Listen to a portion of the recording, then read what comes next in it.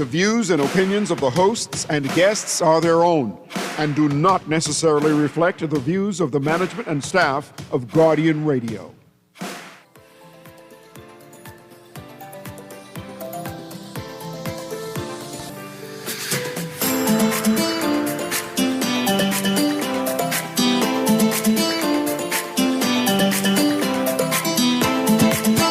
Good morning and welcome to Guardian Radio AM. Today is Fang Day Friday.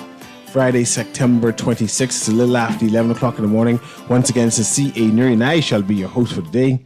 I heard there's like 2 storms out there. They haven't been named as yet, but they're out there. And the international news, they are talking about the Bahamas, right? They say they're watching the storm. And I find it odd when you say you're watching an unnamed storm, because those unnamed storms, those systems, I usually tend to ignore. But it's serious enough, this storm that is out there in the middle of the Atlantic, that is near, right? They believe that it's going to form into or transition into a hurricane when it gets closer to the Bahamas. And its pathway is taking over the entire Bahamas. We've had storms like that before. So a number of Bahamians are watching, looking, considering, right, and bracing themselves just in case something goes completely contrary on how it's supposed to go. But I'm praying and hoping, of course, that it dissipates and that we be storm-free for the entire hurricane season. So, and you know, recently it's been a lot of rain. I mean, I'm sure it has been raining for 40 days and 40 nights. I'm sure. I just passed UB flooded as usual. They need to get someone to work on that, because that you can't walk around, can't traverse that property. But there are parts of New Providence that has still water. And of course, because of our makeup, right, you expect such things. I just want people to drive carefully. There's a number of backup in traffic all over New Providence. But today, activism in general, that's to be the main theme.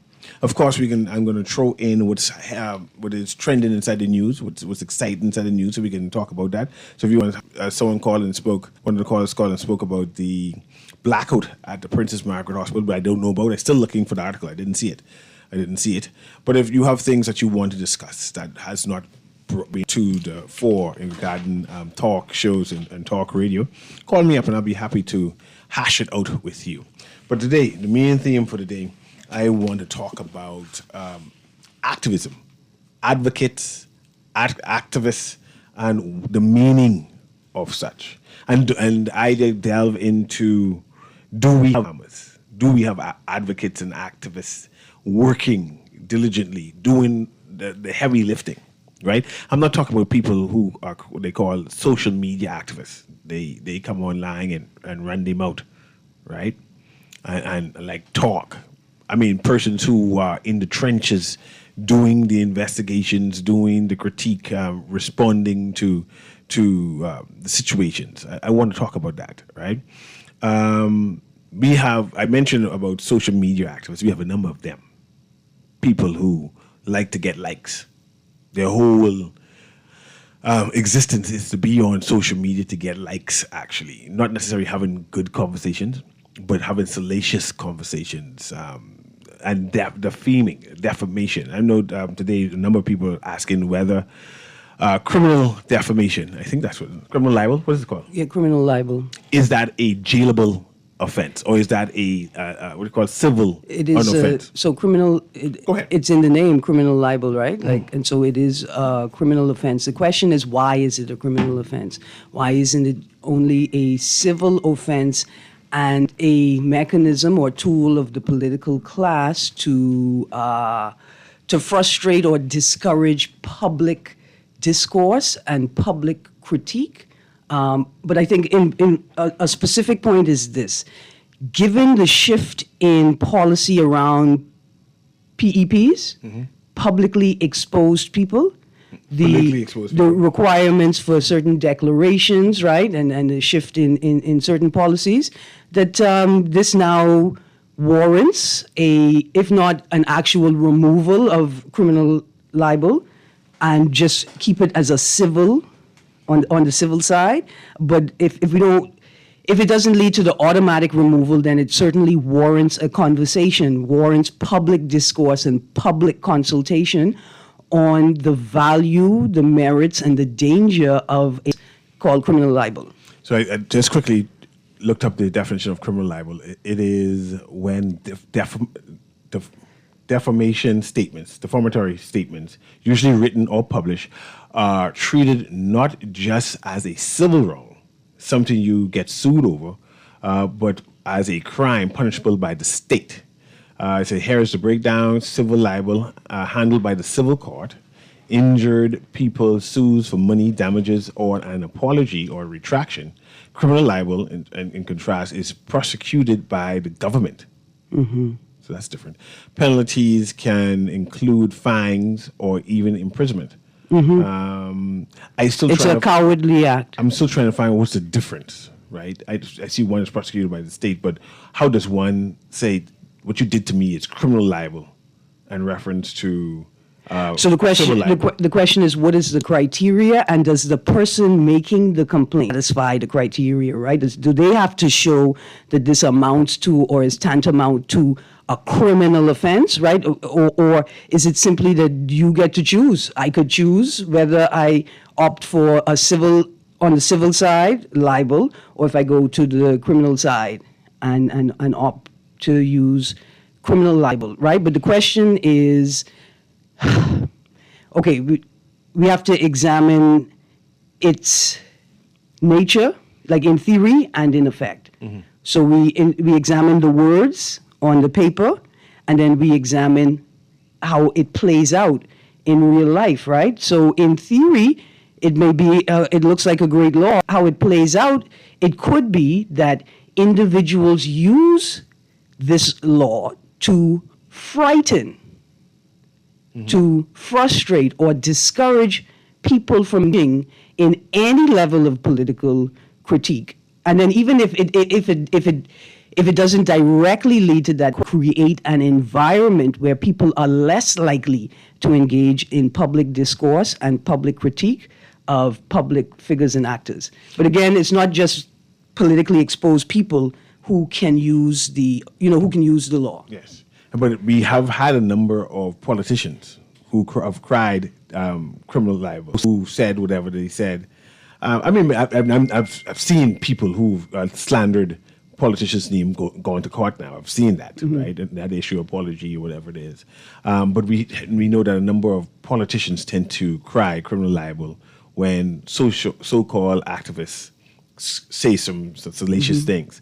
But let's go back to activism. I would just say it's not just in the political realm that we see it popping up, right? And so we've seen it with businessmen recently. Which businessman? I don't want to talk about it. You don't want to talk about it? No. It was criminal libel too? Yeah. Did it go to the whole court case? Or? I'm not sure. I don't want to talk about it, though. Okay, no problem. You ain't got to talk about it. I know. It's like Fight Club. Well, it's because it's not me, right? It's not my personal story. I don't want to say or do anything that could... Or still before the court? Well, I'm not sure how it's been resolved yet, but even so, I don't want to do anything to pervert the course of justice. I understand. Yeah. So let's go in terms of activists and advocates, the difference between them. And we have a number of Bahamians who shout out they're nationalists and they're political activists. And I'm trying to find true political activists in the Bahamas. Or these people continue to bastardize terms, claiming terms as their own, for their own self-gratification, right? And say, well, I am this because I call the radio stations. Can someone who called the radio stations every day be a activist? I mean, they can.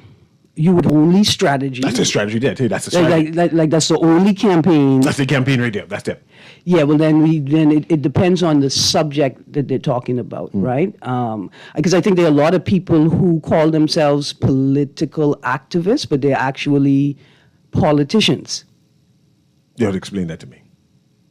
These are Joe Blow on the street, and you say they're politicians? Well, I mean, I think we've seen several examples of individuals who have come on the scene as labeling themselves as political activists, right? Like, and they catapult themselves into politics afterwards. Yeah. Or belonging to a political party. Yeah, it's I think in many instances, let's take the nefariousness or malfeasance away from it. They just are unclear on the terms, right?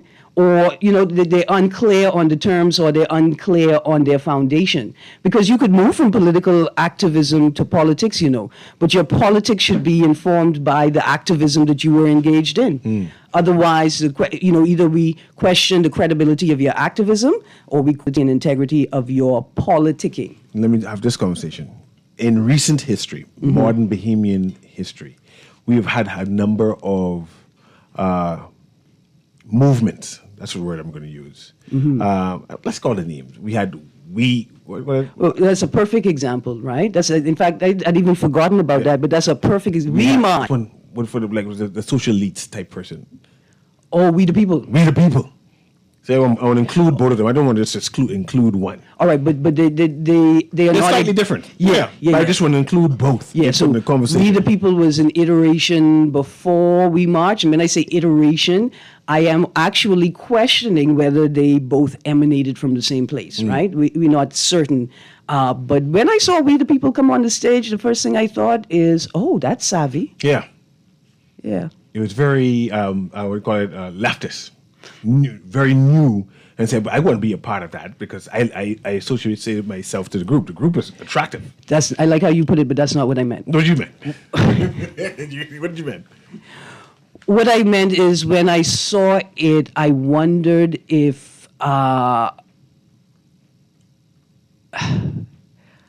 Atlantis, being a major, not just a major corporation in the Bahamas, but a major player, right? Like you're a major factor. You cannot be ignored, right? Your location, your presence, and I mean your presence, not your location, and the impact through employment, how your policies shift culture, all of that, right? And I thought, oh,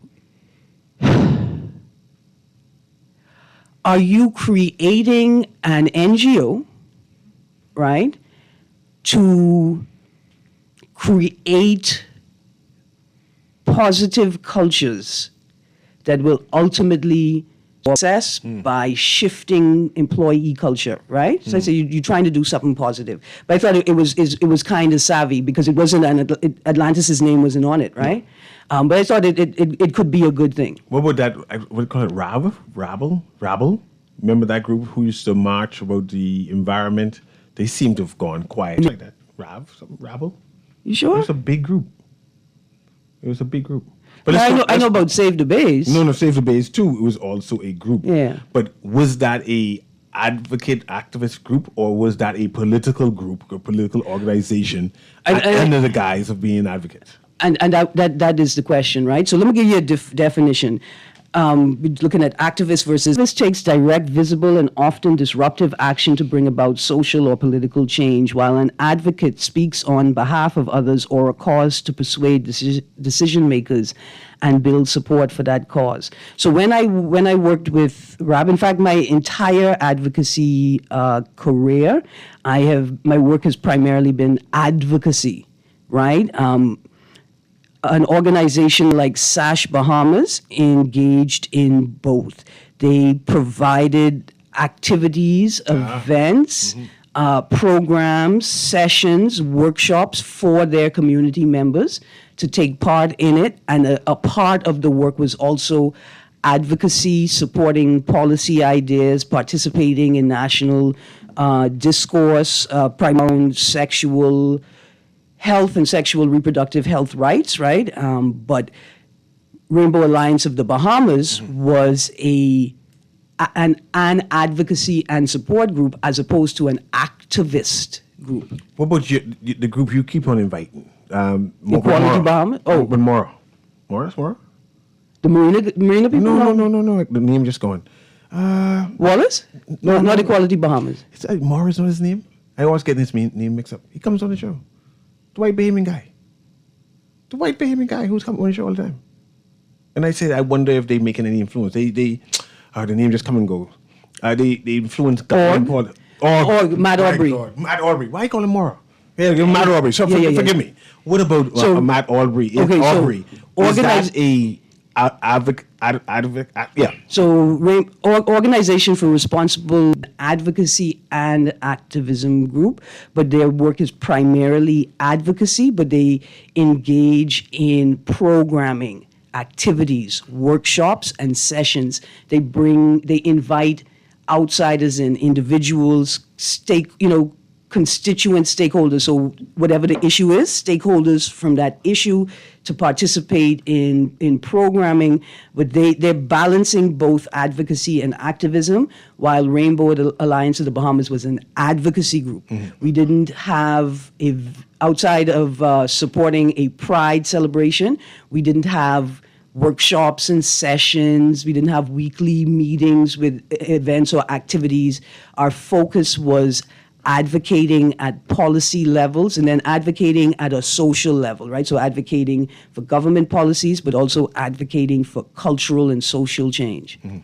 So you had a definition for me, or? All right, so that was activists, right? Activists take direct, visible, and often disruptive action to bring about social or political change, while an advocate speaks on behalf of others or a cause to persuade decision makers and build support for that cause. While advocacy often involves more dialogue and persuasion, activism is characterized by its focus on forceful action like protests or boycotts to challenge the status quo.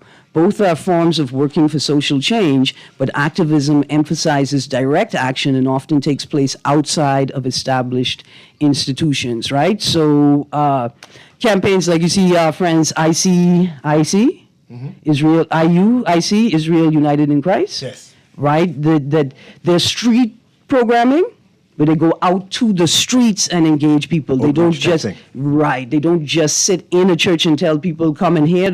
They take the word out. So those guys who go out, you would call them activists then? Well, you call them activists. They are religious activists. That their activism is in that sphere. Right. Because it's not just that they're preaching a biblical message, right? Like they're going out and engaging people in conversation, and so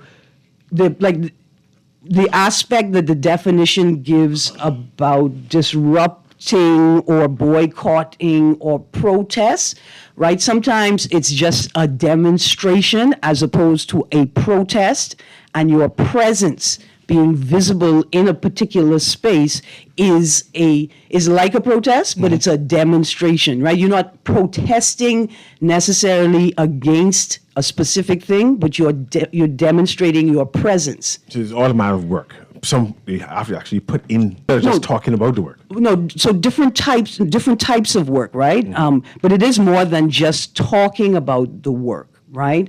For me, gender equality referendum, right? The exercise began in 2013 when the Constitutional Reform Committee opened up consultations for the public, ideas for reform, right? So I participated in that. I made a presentation at that initial constitutional reform session.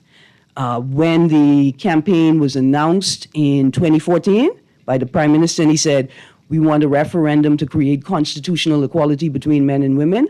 I had to ensure that nothing LGBTI negative was entrenched in the Constitution. Most of my work was engaging the public through the formal media and social media, engaging public forums through the question and answer session, because I was sort of marginalized from the discussion, even though I do have a degree of expertise in certain aspects. The referendum took place. After the referendum, Human Rights Bahamas supported me going to the UN, going to Geneva to make a presentation at the 71st session of CEDAW. Mm-hmm. In that session, the CEDAW committee asked the government, are there protections for LGBTI people in the Bahamas? And the AG's office representative said yes. Wherever there are in protections against sex-based discrimination, there are implicit protections for LGBTI people, right? Post that was 2018, 2019, I was invited to present on the referendum at the Commonwealth Law Association conference, and then in 2021, I was invited to present, and I presented on the referendum, a different aspect, And so that's a combination of not just talking and engaging the public, but also engaging specific mechanisms in the ecosystem for the purpose of achieving a result. So as we pivot, and I see we have some phone calls. Let's go to the call trending, right, and see what if anyone want to talk about that. Okay, go ahead. And I would say you made an important point. Both advocacy and activism are more than just talking. Yes. Yeah. Yes. Okay, go ahead, caller. Guiding Radio AM. Go ahead again. Go ahead, caller. You're live. Newry, how you doing? Doing well. How you doing? Morning. I'm doing well, and Aaron Green. Morning. Yeah, you talk about advocacy group. My own started way back when we were fighting for the disabled rights bill that was passed in 2014. My advocacy started way back in 1984. And it continued until you get the rights of the bill. Aaron Green you mentioned Rainbow Alliance. Mm-hmm. I remember when that organization started. And I always say I'm an advocate because of that. We, in order to fight for independent living, for those who are in a wheelchair, Newry might come in a wheelchair, they could still continue their work. Into that seat, it's not disabled. So if you want to clear, I hope I give you a clear understanding what the advocate group is really all about. And many out there. You follow me? And Aaron Green hit some nails. And so I consider myself almost retired now, but I started from simple. It wasn't no social media back then. It was just radio, calling in and lobbying and going on Bay Street and marching up and down. Mm-hmm. That's a true advocacy. Have a good day. I appreciate it. RABL. RABL was I remember now. Raising awareness about Bahamas landfill. I remember they were the very, landfill. Yes, they were very loud back in, maybe the whole new landfill we have now, but they were very vocal. And so, but in this space, another thing to touch on, it is important to be able to discern whether and has the organization's agenda is what they tell you it is, or it is something else, right? Mm-hmm. And in many instances, what we find is that an advocacy organization has been created not to advocate on behalf of a community, right, but a project or a business, right, or like, and I find it very sort of disappointing. Because you could just create a lobby group, Mm-hmm. You could just create a lobby group and lobby for the policy or legislative changes that you want. Mm-hmm. But I think there needs to be a degree of honesty. And that's another advocacy and activism. It requires honesty, the relationship with you and the constituents you seek to serve, those who you speak on behalf of, you're advocating for. You got to be honest with them about this relationship and what you're doing. So what do you call campaigning? Advocating? Is right? Yeah. Can be advocacy. However, right? Mm-hmm. Campaigning is, I'm going to say it is not advocacy because no specific point. You campaigning for a party. And not a goal. And in this particular dispensation, you don't even have it. Most people who are campaigning or advocating for a party, they don't know what the party's position is. They can't tell you. Some of them can't even tell you who the party members are, what roles they hold, right? But they can't speak to any issues. They can't tell you what the party's manifesto is. They can't tell you what the party's position was on these issues 5 years ago, 10 years ago, what it is. Why you ain't voting for us? Yeah. Why? And that cannot be advocacy. No. Okay, we have some more callers on the line. And also I want to talk about the new rules for the Bahamas license reform. That's a big thing. We got to get that article up so we can read that. A number of people are mad. Oh, you mean the liquor license? Liquor license and stuff, yeah. Why they mad? They're saying that they're targeting Bahamians and not rich people. But that makes sense to me. But I will talk about that too. Let's go to this caller and then we'll read it. Complain.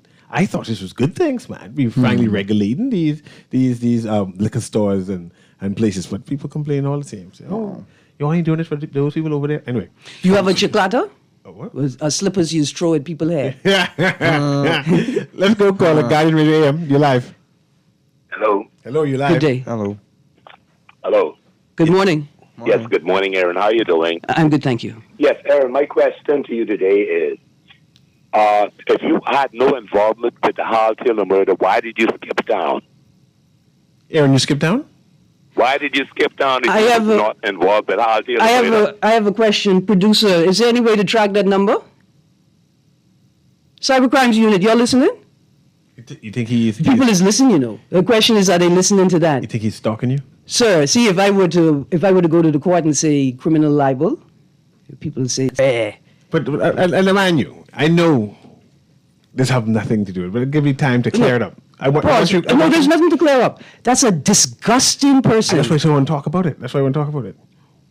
This guy called about twice now, 3 times. Yeah, but why would he do it though? Because he's attempting to defame me. He could be attempting to frighten me. Because remember, I was telling you I was being stalked for over 3 years. Mm-hmm. 3 police reports go missing. I sit in the Prime Minister's office and he tell me, go to the Commissioner of Police office and wait in his office for him. Mm-hmm. I spoke to the Commissioner of Police. And several months later, 2 senior officers come to my house and say, Butelko determined that the threat is not sufficient to warrant further investigation. So I don't know what that person is doing. But That person could be the stalker. But why would he station though to say the same point? I would suggest that he's being paid to fulfill somebody else's agenda. Okay. What that agenda, I don't know. But I would be, if it were me, I would be shamed. That's a grown man though. That's what I'm saying. I would be ashamed. I'm not a grown man. I'm a grown woman. Yeah. But I would, if I were him, I would be ashamed. Obviously, you have no concern about how this impacts Hall Taylor's family. You have no concern how it impacts the families of all of the men that were killed in that tragic slew of deaths from what it was, November 2006 to July 2007. That you would trivialize not just people's death, but horrendous and horrific murders.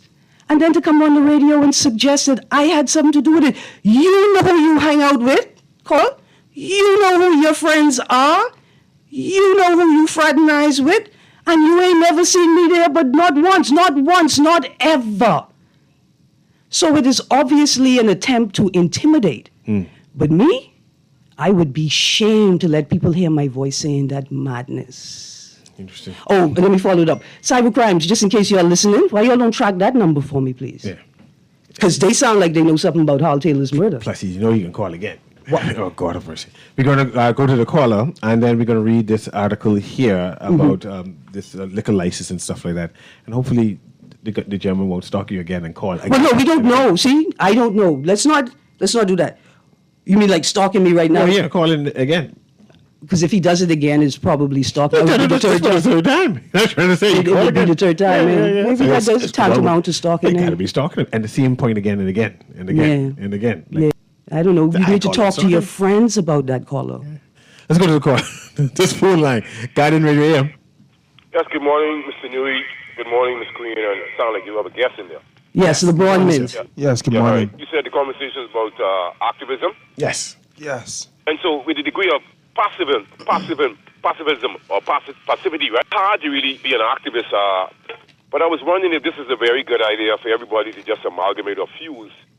Let's say, for me, I see some groups as being a farce and misnomers because there's a group called the Rights Bahamas, but it advocates only a certain sector of people. That's not true. I'm afraid that the radio airwaves, the censorship sometimes is unnecessary. Like, people call and say things and want to say things, right? Sometimes it's good to hear people out. Otherwise you're robbing the people, and iron sharpens iron, especially when I'm not lying, right? And so it's hurtful as a citizen when you're muzzled about, just real things that people can see. So it isn't good to be too dismissive. The CA he was saying about the proliferation of liquor stores, et cetera, et cetera. I think you were saying somebody sent, what was the narrative that the text said that they're targeting black people? I said it was Mr. Yes. Newry. They're targeting poor No, black this is- people. What I'm saying is, why would someone deny that when I can visibly see?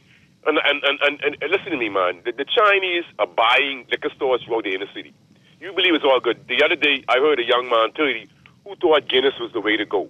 And he was drinking Guinness and drinking Guinness. He never finished, and all of a sudden he has a stroke. So what I'm saying is education is a part of the situation. So I try to explain to people them.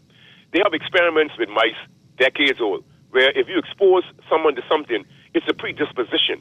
Then more likely they wouldn't walk past a liquor store or candy every day. They will eventually use it, even if they don't choose it. So I mean, common sense is common sense. And so I'm afraid that we as people don't listen to one another. All of the answers that we seek and all the solutions that we seek, people just call and say it because I believe we are cursed.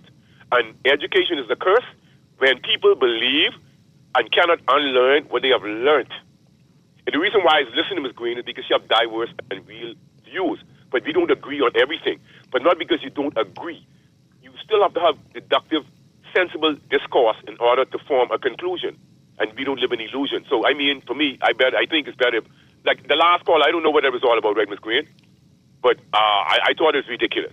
But what I'm saying is, if we don't come together as black people with common issues, all right, take, for instance, the geopolitical imposition with Trump. Some things Trump says true, But not because you don't like Trump means that you should disagree with everything he's saying. Some things I don't agree with what Trump is doing. But we have conversations that need to be had. But because of status quo narratives and biases and influence, you will never really get the truth, And we'll just be wallowing, and people are denying the truth and not even knowing the truth when they hear it. So that's the most frightening part about this human journey for somebody like me. I mean, really and truly still. And it just, the world can never be a better place if we don't listen to one another. And then you decide. You don't get personal with feelings. Like, for instance, I thought it was contemptuous for the Minister of National Security to blindly and boldly be so subservient to Trump's order as to shoot boats. Like, remember you had the conversation the other day on the Eye Opener, whether or not he will do the same procedure in the North, Caribbean. So now, the national security seems to be imposing. On the other hand, for the Bahamian citizens, this administration is afraid to disclose the names of the people in the sealed indictment. So, I mean, I find it highly hypocritical. I don't know who's intelligent, but surely I have something between my ears, man. And I'm not pleased with the way this administration is handling the people as it relates to freedom of information and just the normal, the democratic process is being denied because of our passivity. You're not really giving you on the platter. So you being obedient. The word masses in itself, Ms. Green, is contempt. You know there's a mass? You have three states of matter. You know what they are. So when you call someone the masses, you know that's an insult, right? Give thanks. Okay. Thanks very much. So let's go and read that article there. I thought that was interesting. And also I want to see why people conclude that it's targeting small black businesses and not big conglomerates or whatever it is. So read that for me. Window and takeaway liquor sales to be banned, government warns. Selling alcohol from window cages, in quotes, and takeaway restaurants, in quotes, will be banned from January 1st, 2026, under the budget's business license reforms, the government's tax chief warned yesterday. Shonda Strawn, the Department of Inland Revenue's controller, asserting that there will be, quote, no more drive-thrus, stick a pin. They should not have been. Under the new liquor licensing regime, also disclosed that supermarkets, convenience stores, and, quote, mobile bars, close quotes, will not receive permits to sell alcohol. An exception, though, will likely be made for the likes of as a legitimate tour business. Pass me that there, thank you. Mm-hmm. We continue reading from the business section of the Tribune.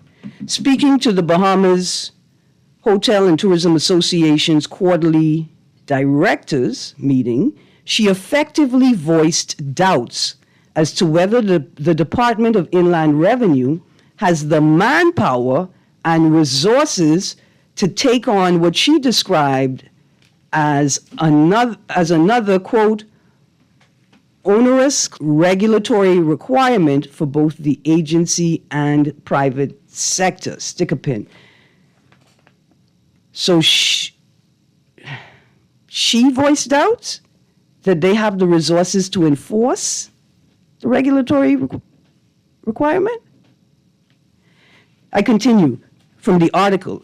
Excluding hotel-based restaurants, bars, nightclubs, and liquor stores, Ms. Strawn revealed that the Department of Inland Revenue will have to police the 2,000 businesses already shown as selling alcohol by their existing business licenses. She predicted that, quote, there will be amendments, there will be changes, close quotes, to the new liquor licensing regime in 2026, but said all parties, quote, have to get through this first round, which is also worthy of interrogation. We continue from the article. The reforms introduced in the Business License Amendment Number 2, Act 2025, are designed to curb the rapid spread of liquor retailers and wholesalers, plus bars and nightclubs into residential areas and throughout inner city New Providence. However, Ms. Strawn yesterday revealed that the Act, and we go to page 4, the Act does not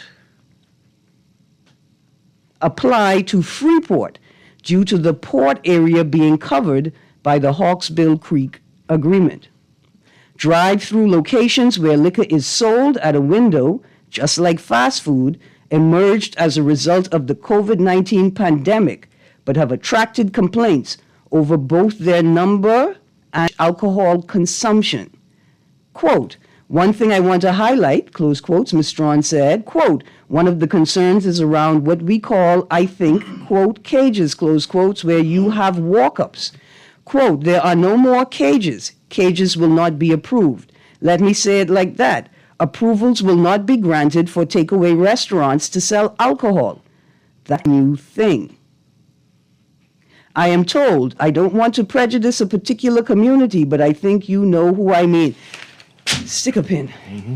She didn't know to go that far. No, you don't. Either you say it, either you identify the constituents, or you don't identify the constituents. See, because now that you've said that, let's refer back to a recent article where the chairman of Town Hall Planning's response to the regime and a specific question of how was the matter able to proliferate so many liquor stores in locations where the law prohibits them schools to be right? Mm-hmm. And the chairman said it's because of a lack of public awareness.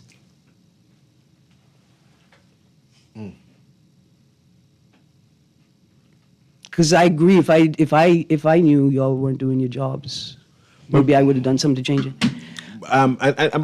So there's a question of how are the entities that are located within the restricted zones, how are they being approved? And how are they having their licenses renewed? There's one on Soldier Road right next to the government preschool. And I assume this is why they're trying to go back and steps. Clearly some missteps happened, or someone dropped the ball, or just ignored it, or there's corruption to do it. But they identify specific stores, to say fast food, and those fast food restaurants. And we know what the fast food restaurants they were meant, what they meant in general. And we know the community. I don't know why she didn't call it. We know the community in general. It seems that she targeting them. We have to speak plainly about it, right? Those are owned by Bahamians. All of them. Yeah, they are owned by Bahamians. I assume they are Bahamians, yes. The only thing that is in question is it a black Bahamian? Or is it a Bahamian of Chinese descent? Mm-hmm. Or is it a Bahamian of European descent? Mm-hmm. Right? That's what's in question, but they are all Bahamians. The question, though, that we should focus on, not was the ethnicity of the people who own the liquor. Why do we see the continual proliferation of liquor stores opening up in restricted zones? Yeah. Mm-hmm. We'll continue this conversation. We're going to take a quick break. And who's going to be found responsible for it? Because you can't get up and say, man, the laws are on the table, we actually ain't doing nothing new. Yeah. This has always been the law, we just haven't been wait, hold on, I heard that somewhere else. Go to the break. Got it, yeah, we'll be right back. All right.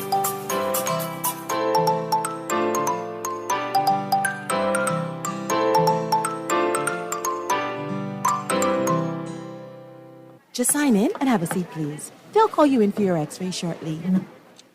That's why they call it a waiting room. You won't have that problem at 4th Terrace Diagnostic Center or Imaging at Grosvenor. We never schedule multiple appointments, so you'll be in and out in no time.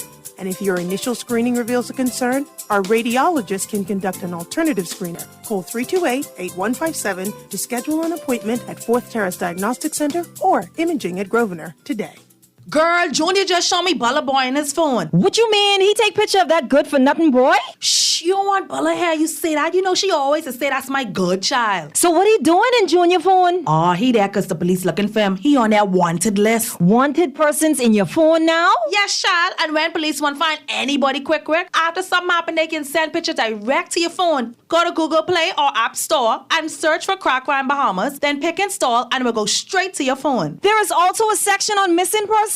Yes, girl. Everybody needs to get this app so police can tell us right away when these people go missing. Just like an alert system. Yes, it has numbers for Crime Stoppers Bahamas, so you can call and nobody knows it's you. Call directly to Miami and give the information without giving your name or anything about you. I tried the other day, and when I hear Junior and his boys talking about where they hide those guns, I walk quick round the... Call 328-8477 from Nassau or 242-300-8477 from the Family Islands.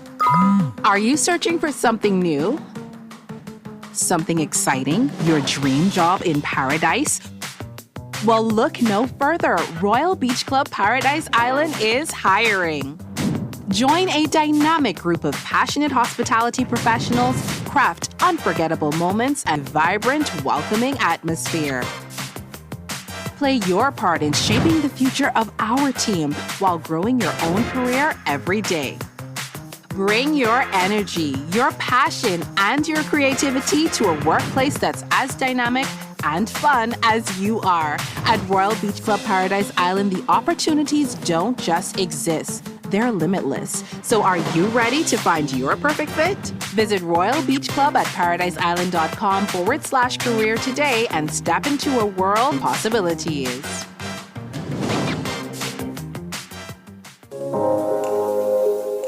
Love the show? Want to give your support? Become a sponsor today. Call 302-2300 for our rates and packages. That's 302-2300. Become a sponsor on Guardian Radio 96.9 FM. Fresh news, smart talk, all day. You try to rest, but roll with the best. For all your printing needs, there ain't no one better, no. For posters and banners, magazines and flyers, for window decals, greeting cards and newsletters. No job too big and there's no job too small. You name it, we can print it. Just give us a call. Let Print Masters bring your masterpiece to life. Located in the Nassau Guardian Building, telephone 302-2361. Nothing beats a Chick-Charney Challenge. On September 27th, we're bringing the action, a 5K course packed with 20 thrilling obstacles. Start and finish at Fusion Superplex with energy, fun and excitement all around. First time? No problem. Try the Chick-Charney Light version, built just for beginners. Got kids? Ages 3 to 7 can take on their very own Chick-Charney Kids Challenge. And this year, we're turning 10. So grab your team, mark your calendar, and come celebrate with us. Visit chickcharneychallenge.com to sign up today.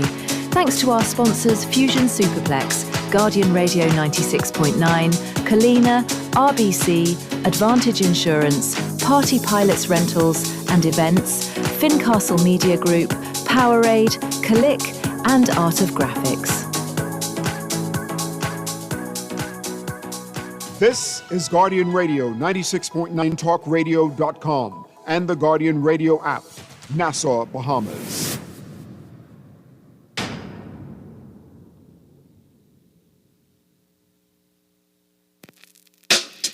Do your job, do your job, do your job. Do your job, do your job, do your job. Why the poor people be the ones getting robbed? They say that they the government and feel like the mob. Please do your job. or stay out? Or do you not get tired of seeing them bodies lay out? I was enjoying that song actually. Who's song that? What song that? Who's you know? You know that one, Aaron? Who's it? With this picture, the poor staying poor, but the rich is getting richer. See, we picking the lime, but they drinking the switcher. If you look under their hand, I bet you couldn't find a blister. I like it. You like it, LeBron? I like it. Really good song. I break the walls. So before we again pivot, we have a caller too. Let me get to the caller and try to make this clear. So if you have a takeaway, if you own a takeaway liquor, you can get closed down. That's what I read there. You can get closed down, right? Especially if you close down your takeaway and just sell liquor on Sundays. You can get closed down. If you own a bar where the people can't come inside, they go to the gate and they slip you the money and then you slip them the rum afterwards. You can get closed down. I'm saying there's too many y'all in Nassau all over the place. You know it concerns me? What concerns I hear nobody talking about carding people. In all of this, yeah, I never talk about. Now, mind you, I hear the controller talking about the lack of resources and the question about whether they're actually able to enforce the policy. I don't understand why y'all keep creating policies that you know you can't enforce. But the point is, why are y'all not talking about carding people? That's where right? And they should have they should have cameras, not just for cashiers, right, to see if cashiers are thieving, but you should have cameras so that if there's a question of whether someone was not carded, this camera security system and make a determination and get the good camera where you could zoom in on the license. Let's go to this caller, and then I see the Christian Council is talking. They talk twice. I know a number of behemoths said, man, the Christian Council don't talk about tragedies and talk about these big cases, but the Christian Council president spoke twice recently and commended it. But let's go to the caller first. Go ahead, caller. Guiding Radio AM. Call you live. Oh, yeah, you live. Hello? Go ahead. You live. Yes. I think the Guardian's post on Facebook is misleading. Okay? Which one? The operative on the same subject. The operative phrase in that thing is that if you are serving food, you can't serve liquor through. Okay, you can't serve liquor to a person who is driving in a car already. Yeah, the drive-through. Yeah. If a person is in a car driving already, as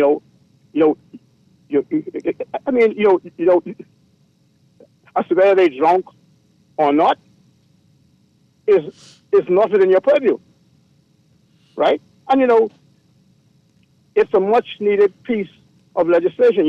It's not stopping down. It's not stopping down the business. Okay, I wondered if you got the impression that I didn't support the change. No, I support it. No. Because we have a law against open carry now. You're not supposed to have open liquor containers in your vehicle. No. I'm just speaking about the negative. The pushback, yeah. No. It was presented in the Nassau Guardian's on the Nassau Guardian's Facebook page. Okay. I'll go and look at it. Extremely negative. I'll look at it and we'll talk more about it. It is not what the law is saying. No. I haven't seen it, so let me look at it and then check it out. And we'll see what it is. Let's go to the next caller. Go ahead, Guardian Radio AM. You live, caller. Hey, good, sure. See, how you doing? Doing well, man. Okay, pertaining to the liquor situation, right? I think it's a good idea. The problem is what the government is doing. It actually should have been done long ago. Yeah. The problem in that is going to actually create an underground market. It's going to create a very lucrative underground market at that. You think so? Yeah. Enforcement. Underground market. Bear in mind, we've been running for a long time. You get locked up for 20 years and see if you can stop. Boy, trust me on this. It's going to create. It's going to create an underground market, though. Well, anything is going to create an underground market because you know that. Hold on, that's just natural. And then what you do is you understand that an underground market is going to be created, and so you extend your enforcement strategies to also capture the underground market. And the reason why I say that it's going to become very lucrative, right, is because the underground market would no longer have to pay the taxes and the licenses. Okay. And the overhead we understand that, but what we're saying is we don't let that trouble us, right? Like, we're not going to not enforce the law because we're going to risk creating an underground market. There's an underground market for everything on this planet, even religion. Right, even Christianity. So the point is, you create the new policies and then you enforce them. You know it's going to create or expand the underground market. You enforce. Here's the headline. The text the caller was talking about. It reads: New amendments will axe drive-through bars, takeaway restaurant like liquor service. I see no problem with that. You have any issue with that? I don't know. My only issue is with it is it doesn't say and will renew service, right? Carding procedures. Okay. Yeah. Good. What's the headline with the Christian Council? We're getting ready to leave right now. All right. You don't read any text? Oh, the text juicy? Huh? No? Yeah, I mean, they're always juicy. Read the text then. There's 180 feet from Yellow Elder, the word of the day as it relates to BS, mindless, kindless, and spineless. Here we go here. And so then VP Kamala Harris went around the country and overseas to promote and protect LGBTQT rights. Then on the other hand, said she didn't pick Pete Buttigieg as a running mate because he is gay. What you think about that? I think I got you. Anyway, I don't think about that. Here's another text. Hey, Newry and Aaron, what about the one called Freedom March? I thought that was a radio show. Of course, persons calling the radio can be activists. Just examine the response they get from the government in our country. Quote, talk show is activism. Great show, I guess, if they could do a Bahamian version of Blacklist or Murder, She Wrote. Oh, I like that. Bahamian versions of stories familiar to us. Sounds exciting and entertaining. Oh, this is from my show. Sorry about that. And then, yeah, that's it. Mr. Newry, everything else is from my show. Oh, you see the Christian Council? BCC chief affirms Pride group's rights but condemns lifestyle. Bahamas Christian Council Hernandez said this week that although Pride Bahamas is free to host its events, the council will continue to condemn what it considers wrong. Just don't condemn it like the way y'all did last year. In October 2023, Bishop Fernando and other pastors staged a press conference at the University of the Bahamas to object to a Pride Bahamas forum scheduled there. UB Chair Allison Maynard Gibson defended the university's independence from religious and political. At the time, that was all the way back in 2003? Wow. Okay, we continue on page 5. See the big headline, we shall always speak up when we there it is. I didn't see the forehead. While Union of Tertiary Educators of the Bahamas President Daniel Thompson said academic freedom must be protected, could not discriminate. Quote, they're free to plan events. We don't get involved in planning events, Bishop Fernandez said this week. Quote, the challenge was that they were going to use the facilities of UB and use the mechanism through UB to advertise the event. They're free to plan the events. They have rights. We have rights. Yeah, I can stop it right there. Wow. But what y'all don't have the right to do is what y'all did at the last forum, which was behave in such an unbecoming manner that the U.S. State Department security team decided that they would remove the charge from the building for security concerns, and you caused UB security to have to escort all of the panelists to their cars for their safety. Did they turn over tables? That sounds like a Jesus move. Wow. That's where I go. This guy here, I haven't seen it doing. They turned over wigs, though. Aaron Green, They turned over LeBron wigs. Minutes. Have a beautiful day. Thank you very much, LeBron. Yes, no problem. Later. Game and activation, but at this point I guess he's sick of seeing applications. He got the skills, they trying to tell him that he lacked patience. He said his mother was a patient and she died waiting. So when you waiting and you patient, you end up forsaken. But when impatient and frustrated, you end up forsaken. He looked me in my eyes and asked me what's the This is Guardian Radio 96.9 FM, streaming on GuardianTalkRadio.com, Nassau, Bahamas.